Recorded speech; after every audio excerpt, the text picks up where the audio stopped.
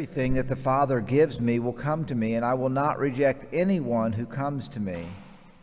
I will not reject anyone who comes to me, our Lord says. So we have this principle, and it is our great desire, and I know by your presence here, it is our great desire to hear the voice of God and go to Jesus, be called to our Lord. And we have a contrast in the reading from the Acts of the Apostles. We have this severe persecution. There broke out a severe persecution of the church in Jerusalem, and all were scattered. So when they were scattered, tells us where did they go? Some of them, at least Philip, went to Samaria. And what did he do in Samaria? He preached the gospel. Was there a severe persecution in Samaria? No, it was exactly the opposite. The evil spirits fled and the people rejoiced and there was healing. And it's like, okay, why is there rejection in Jerusalem and acceptance in Samaria? And then we have, to kind of complicate the question a little bit, we have Saul is being introduced again in the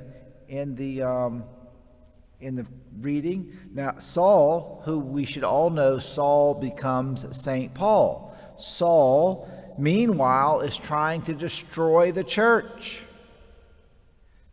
Now, what happens to Saul? Saul's heard. He doesn't like it. And this is interesting to me. I hope it's interesting to you as well. Because when Saul goes and preaches the gospel and they reject him, he knows exactly where they're coming from. He's like, I used to be you. And does he say, I used to be you, and, I understand you're just confused, and it's just kind of too bad, and I feel sorry for you. Is that what he says to him? No, he says, you bunch of stiff-necked, arrogant, clinging to error. So he must have seen something inside of himself that God enlightened to him. Now, so we have this contrast here where there's a severe persecution, and then there's people who accept the gospel, and then there's Jesus saying, everyone who comes to me I will not reject. So, again, let's do our very best not to, spend a lot of time pointing out there, but let's stand in front of the mirror and say, Lord, am I open to am I open to all of it?